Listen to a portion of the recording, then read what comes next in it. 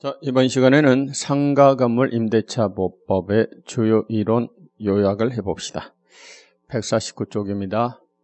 상가건물 임대차 보법은 주임법을 거의 그대로 베껴서 만들었기 때문에 주임법과 거의 유사하다 이렇게 보시면 됩니다.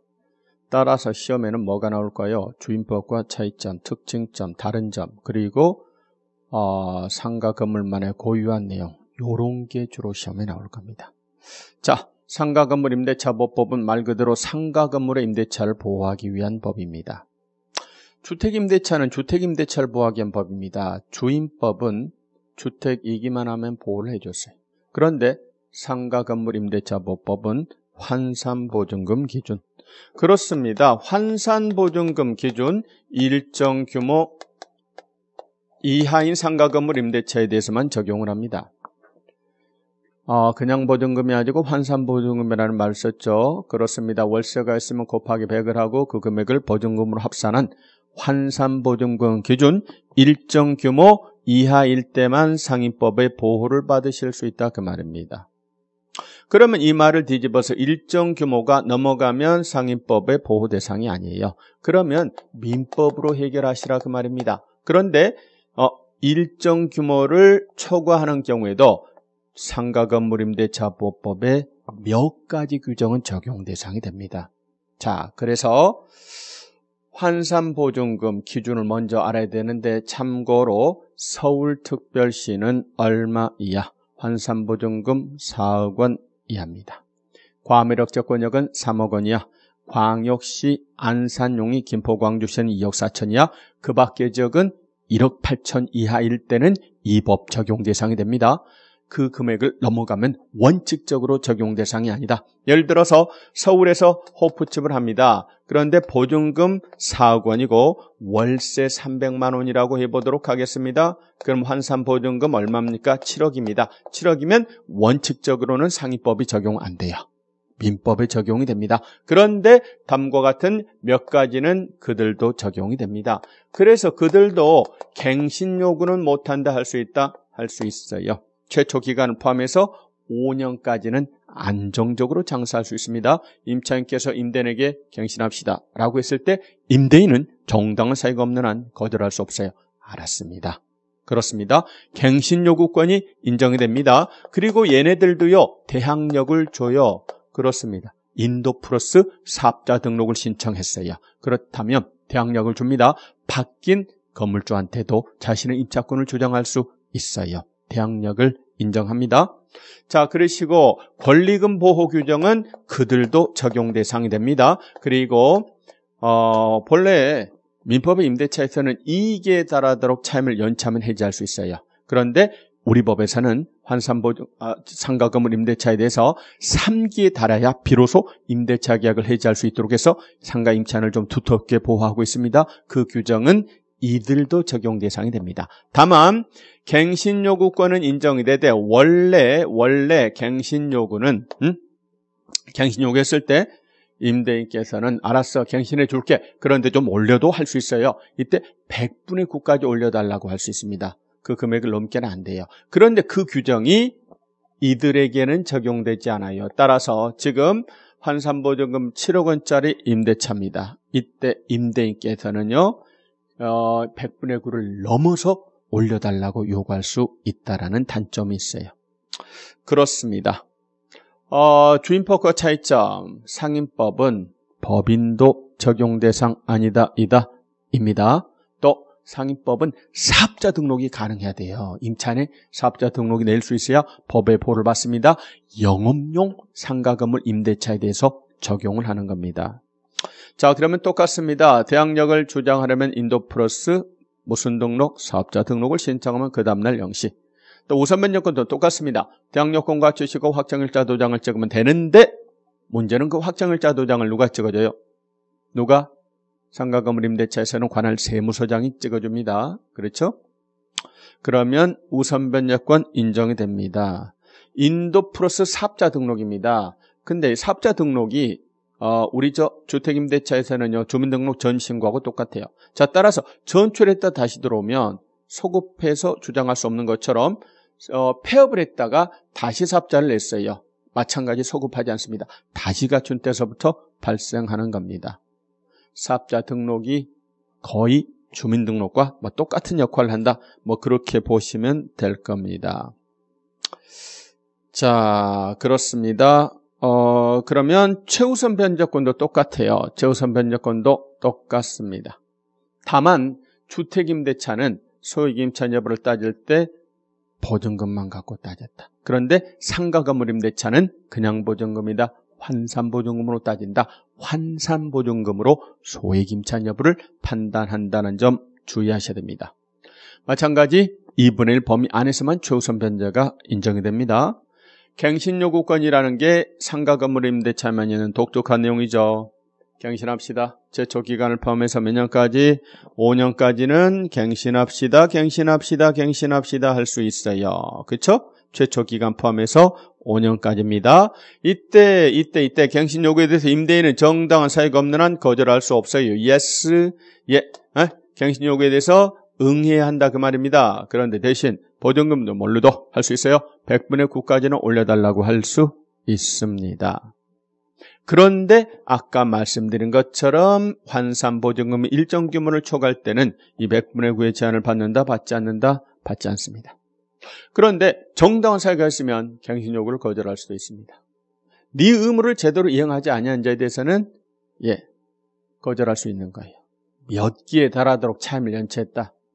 3기에 달하도록 연체한 사실이 있다. 싫어. 거절할 수 있습니다. 임차인이 부정한 방법으로 임차를 했어. 멋대로 전대했어. 고의 중과실로 파손했어. 멸실돼서 임대차 목적을 달성할 수 없게 됐어. 상당한 보상을 제공했어. 점유 회복이 필요합니다. 재건축 등으로 이때는 갱신 요구를 거절할 수 있습니다. 그렇죠? 그리고 새로 생긴 게 하나 있지요. 권리금 규정이 새로 생겼죠. 권리금 규정이 새로 생겼습니다. 상가 임차인이 권리금을 회수해야 되는데 이 과실을 임대인이 뺏어먹는 경우가 많아요. 임차인을 보호할 필요가 있다. 권리금 보호 규정이 새로 신설이 됐습니다. 권리금이라고 하는 건 뭡니까? 이미 알고 있는 것처럼 영업시설 비품, 거래처 신용 영업상의 노하우 또는 영업상의 이점 같은 유형, 무형의 재산적 가치를 양도 또는 이용의 대가로서 지급되는 금전을 말합니다. 자, 권리금 계약을 체결합니다. 권리금 계약은 누구하고 누가 체결합니까?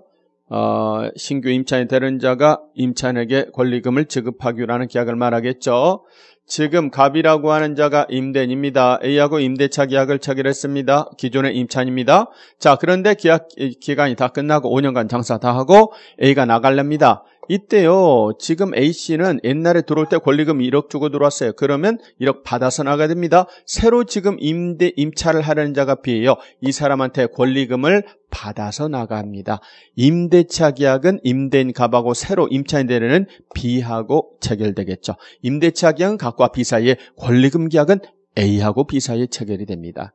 자, 이때 임대인께서는 임차인이 권리금 회수하는 걸 네가 방해해서는 된다, 안 된다? 안 돼요. 3개월 전서부터는 다음과 같은 짓을 하시면 안 됩니다. 자, 그래서 이자가요, 신규 임차인이 되려는 자에게 권리금을 요구합니다. 안 된다니까요. 또는요, 이자가 주는 돈을 얘가 받아갑니다. 안 됩니다. 또는 얘가 돈 주는 것을 방해합니다. 지급하지 못하게 합니다. 이런 거 안 된다니까요. 또는 어렵게 임차인이 되는 자를 구해왔다 그 말입니다. 그래서 얘하고 계약을 체결해야 얘 권리금 찾아서 나가는 거예요. 그런데 갑과 B 사이에 임대차 계약을 체결해야 되는데 갑이 터무니없는 요구를 합니다. 기존의 보증금과 차임보다 훨씬 비싼 현저히 고액의 보증금과 차임을 요구하면 당연히 B는 얘하고 임대차 계약을 체결하지 않죠. 그럼 결국 A는요, 이 임차인 못 되니까 권리금을 회수할 수 없어요. 자, 또는 A가 힘들게 구해왔는데 갑이 정당한 사유도 없이 B하고 임대차 계약 체결을 거절합니다. 안 된다니까요. 정당한 사유도 없이 거절합니다. 안 됩니다. 그러나 거꾸로 정당한 사유가 있으면 거절 못한다. 얘도 거절할 수 있다. 데리고 온 자가 뭐예요? 무자라게 돈 한 푼 없는 자예요. 보증금이나 차임을 지급할 능력이 없는 자예요? 그럼 거절할 수 있어요. 또는 그럴 만한 사유가 있는 자, 또는 얘가요, 영리 목적으로 1년 6개월 이상 사용하지 않아요. 이때는 그렇습니다. 계약 체결을 거절 못한다. 거절할 수도 있다. 거절할 수도 있습니다. 또는 임대인께서 선택한 신규 임차인께서 임대인이 선택한 임차인께서 이하고 권리금 계약을 체결하고 권리금을 줬어요. 그렇다면 이자에게 피해가 돌아가지 않으니까 그때 갑은 B하고 임대차 계약 체결을 거절할 수도 있는 겁니다. 이처럼 정당한 사유가 있으면 거절할 수 있습니다. 자, 그 밖에 표현해 보니까 임차인께서는요, 신규 임차인이 되는 자 이자에 관한 정보를 임대인에게 제공해야 돼요. 그렇죠? 정보를 제공하셔야만 합니다. 자, 그리고 임대인께서 임차인이 권리금 회수하는 걸 방해했어. 그래서 얘가 손해를 입었어. 그러면은 임대인은 당연히 손해를 배상을 해야 됩니다. 그런데 손해배상 청구 행사는 빨리 하셔야 돼요. 임차인께서는요, 얼마 이내 해야 돼요? 3년. 임대차가 종료한 날로부터 3년 이내 권리 행사하지 않으면 시효 완성으로 그 손해배상 책임 청구권 소멸됩니다. 그 점 주의하시고. 그렇습니다. 그런데 권리금 보호 규정을 적용받지 않는 두 가지 경우가 있어요. 권리금 보호 규정을 적용받지 않는 두 가지 경우입니다. 첫 번째는 뭡니까? 대규모 점포나 준대규모 점포의 일부입니다. 유통산업발전법이라는 법에 따른 그렇습니다. 대규모 점포나 준대규모 점포 일부는 보호 대상이 아니에요. 또 뭐죠? 국공유 재산도 보호 대상이 아닙니다. 더 나아가서 표준계약서를 작성하셔야 돼요. 자, 먼저 표준 권리금 계약서는 국토부 장관이, 표준 임대차 계약서는 법무부 장관이, 다시 표준 권리금 계약서는 국토부 장관이, 표준 상가 건물 또는 주택 임대차 계약서는 법무부 장관이 작성하여 사용을 권장할 수 있습니다. 또한 국토부 장관은 감정평가 절차와 방법 등에 관한 기준을 고시할 수도 있습니다. 그리고 그 밖에 표현에 155쪽에 가서 보면 그 밖에 뭔가요? 전대차 관계에서의 전용입니다. 그렇습니다. 전차인은 임차인을 대위하여 갱신요구권을 행사할 수도 있고요. 그리고 권리금의 법적 성질도 나옵니다. 그중에 판례 보면 2번 판례, 1번 판례는 권리금의 법적 성질 이미 했고요. 그 다음에 2번 판례 보니까 무슨 말이 있나요? 거기 밑줄친데 보면 이런 말이 있어요. 당초 보장된 기간 동안에 이용이 불가능하였다는 등 특별한 사정이 있으면 임대인은 임차인에 대해서 권리금 반환 의무를 진다고 할 것이고, 그 다음 밑줄 잔존 기간에 대응하는 분만을 반환 의무를 부담한다고 봄이 공평의 원칙에 합치된다. 지금 권리금이라고 하는 게요, 유무형 재산적 가치를 양도한 것에 대한 대가라고요. 유무형 재산적 가치를 일정 기간 동안 이용하도록 허락받은 것에 대해서 대가적으로 지급되는 금전입니다. A하고 B하고 임대차 계약을 체결을 했습니다. 계약 기간 2년입니다. 권리금 얼마 줬느냐? 8천 줬어요. 그런데 말입니다. 2년 중에 1년 만에 임대인 사정으로 비보고 나가라고 했다 그 말입니다. 네? 2년간 장사하기로 하고 그 유무형 재산적 가치를 양도 일정 기간 이용하도록 허락받은 것에 대한 대가적 금전으로 8천을 줬는데 임대인 사정으로 나가라고 했다면 권리금 받을 수 있어요. 근데 얼마만 받을 수 있냐면 이용하지 못한 잔존 기간에 대응하는 만큼에 대해서만 반환 의무를 주는 겁니다.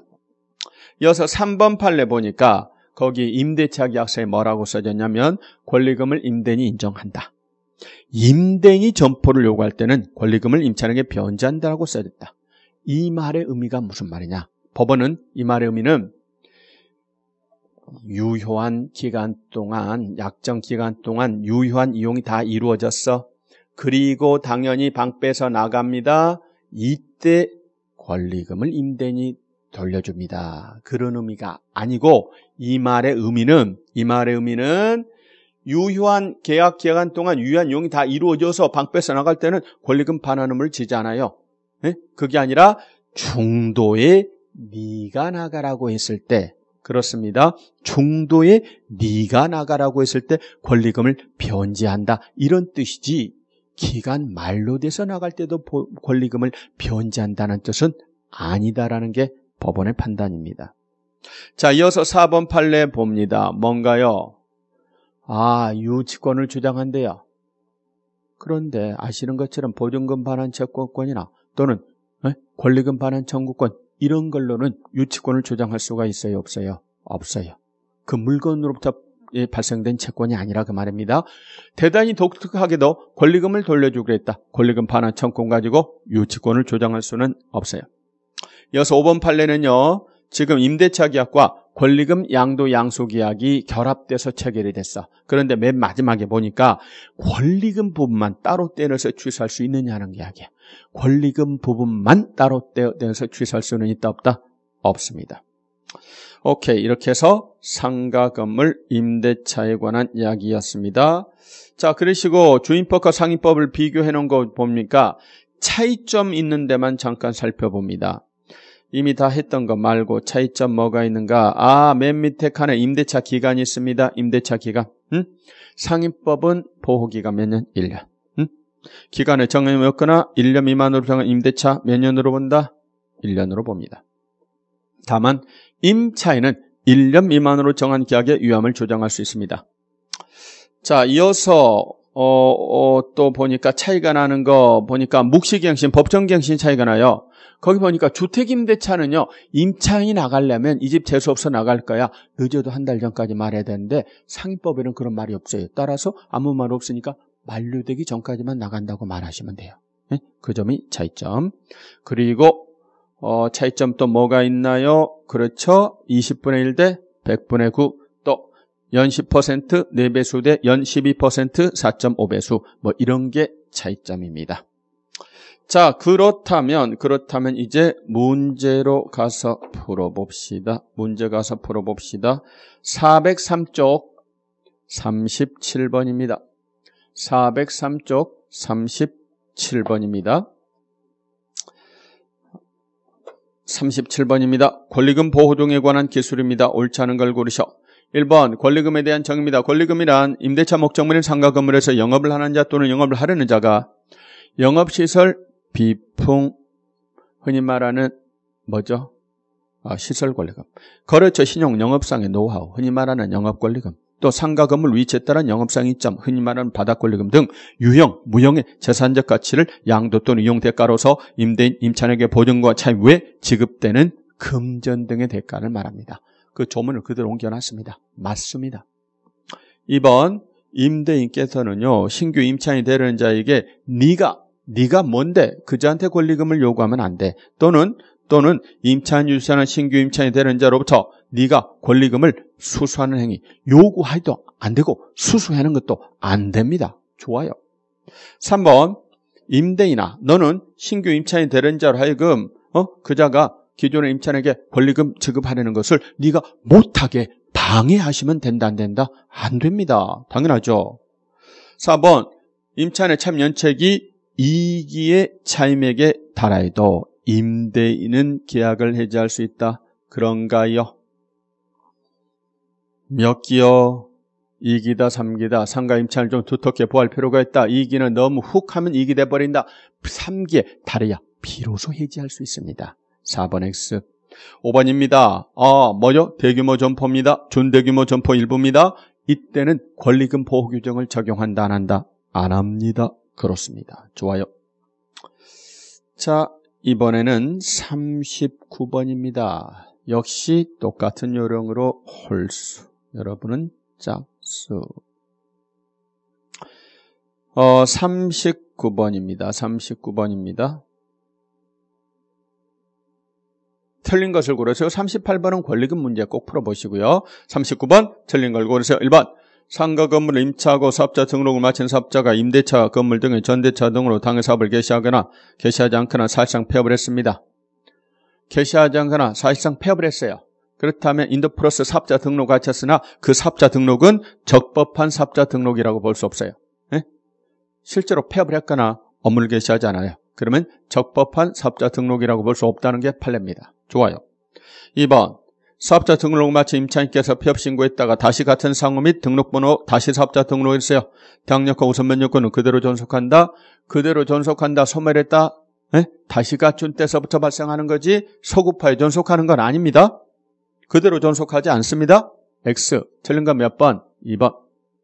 3번. 상가 건물 임차인이 인도와 사업자 등록을 신청합니다. 인도 플러스 사업자 등록 신청. 그 다음날 구체적으로는 0시서부터 대항력 생깁니다. 좋아요. 4번. 몇 기에 달하도록 연찬 사실이 있다? 3기. 의무를 제대로 이행하지 아니한 자에 대해서는 그자의 갱신 요구에 대해서 내가 알았어 응해줘야 된다. 거절할 수 있다. 거절할 수 있어요. 3기에 달하도록 연찬 사실이 있으면 거절할 수 있습니다. 좋아요.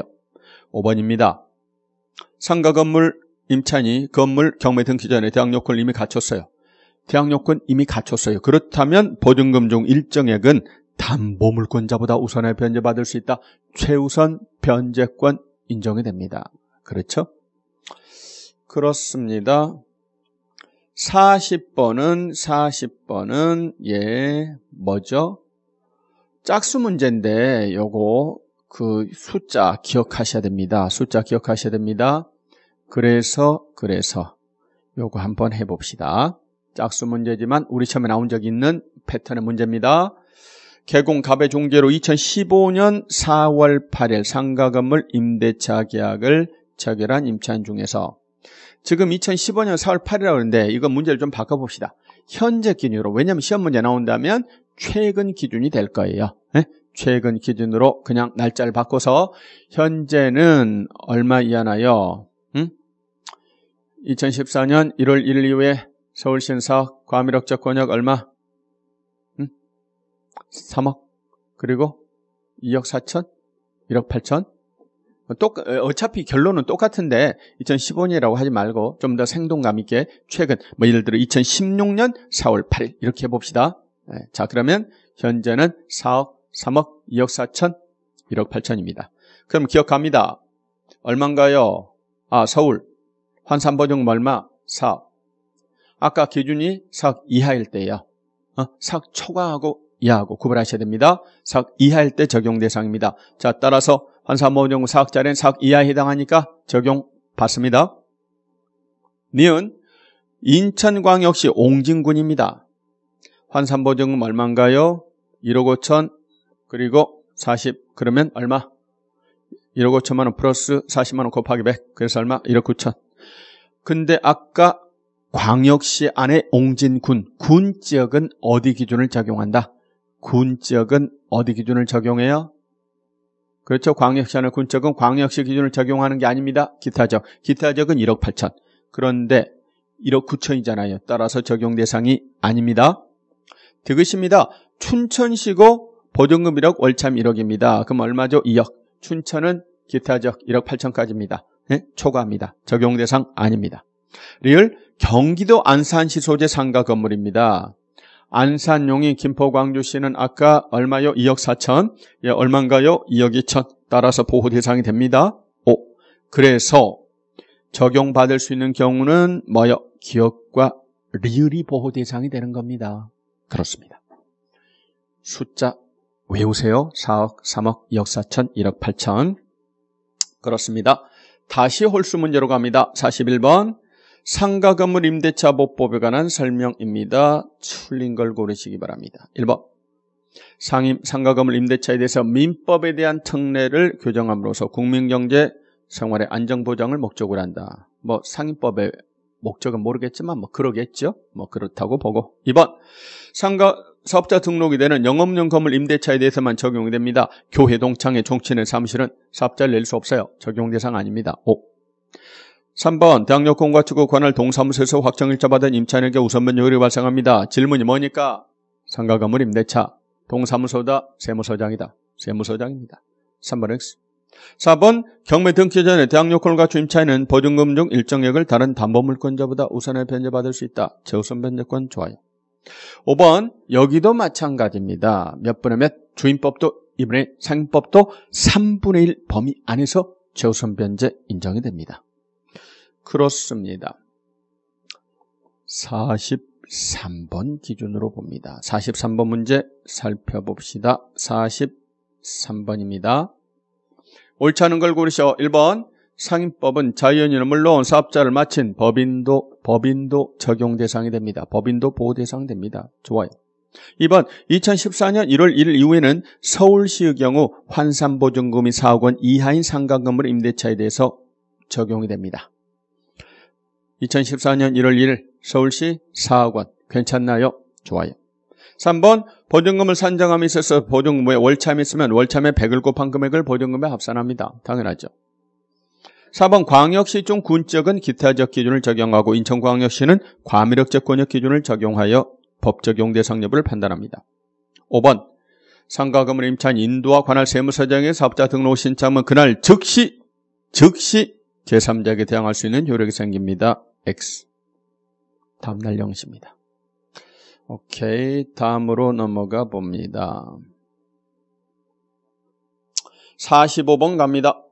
상인법과 관련된 기술입니다. 틀린 것을 고르시기 바랍니다. 1번 사실행위와 더불어 영리를 목적으로 하는 활동이 함께 이루어진다면 상인법 적용 대상인 상가건물에 해당한다. 공장 같은 게 상인법에 적용을 받느냐 그 말입니다.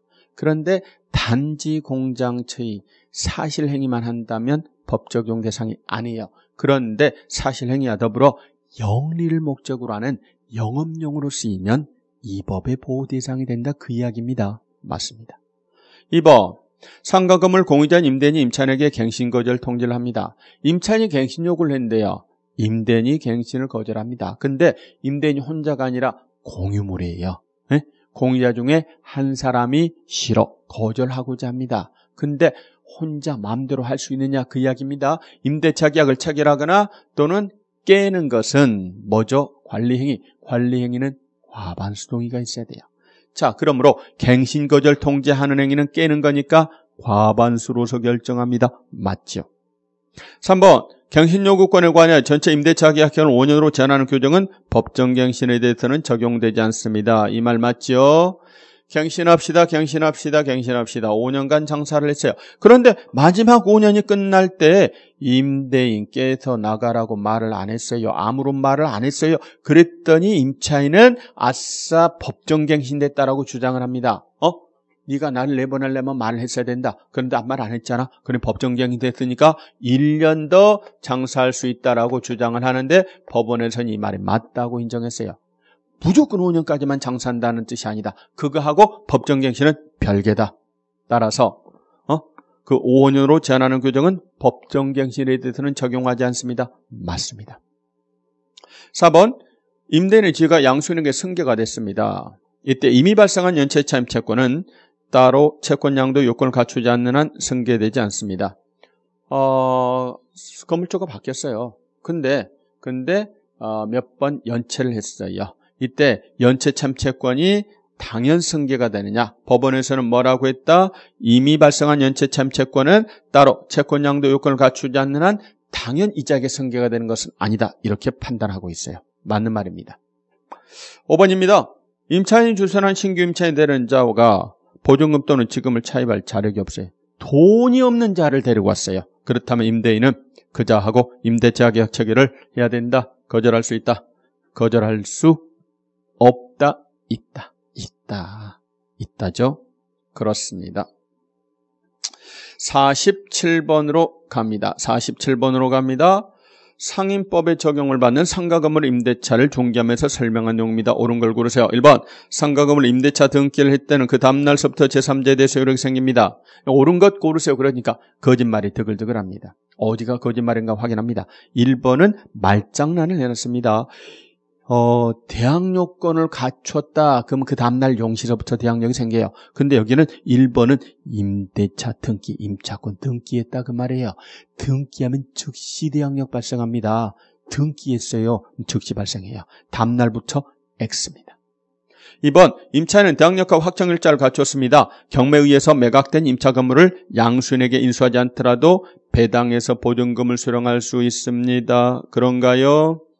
그 양반이 지금요 우선 변제권을 갖췄고 배당 요구도 했고 배당을 받습니다. 그런데 어떻게? 법원에서 배당금 받으려면 방 안 뺀다, 방 빼야 된다, 방 빼야만 합니다. 그래서 임차인이요 자기 보증금을 배당금으로 수령하려면 낙찰자 즉 매수인의 명도 확인서가 있어야 돼요. 인도하지 않더라도 보증금을 수령할 수 있다. X입니다. 넘겨줘야 보증금 받을 수 있습니다. 3번 임대차 계약 기간을 6월로 정했습니다. 임차인입니다. 임대 말고 임차인은 1년 미만으로 정한 계약의 유함을 주장할 수 있죠? 그렇습니다. X. 4번입니다. 임대차가 묵시갱신됐습니다. 존속기한은 임대인이 그 사실을 안 때로부터 1년으로 봅니다. 그게 아니라 법정갱신이 됐으면 그 기한이 말로 된 때부터 1년이지 뭘 안 때부터 1년입니까? 말도 안 되죠? 안 때가 아니라 만료되면 다시 그때부터 1년입니다. 4번도 X, 5번 임대인의 동의를 받고 전대차 계약을 체결한 전차인입니다. 전차인은 갱신요건 행사 기간 내에 임차인을 대위하여 갱신요건을 행사할 수 있다. 전차인은 대위 행사할 수 있지요. 오케이. 이거 잘 나오는 지문입니다. 옳은 것은 5번입니다. 자, 이렇게 해서 상가 건물 임대차를 해봤습니다. 그러면 이제 나머지는 지금 보니까 실명법이 있네요. 좀 쉬었다 실명법 경매공매 하겠습니다.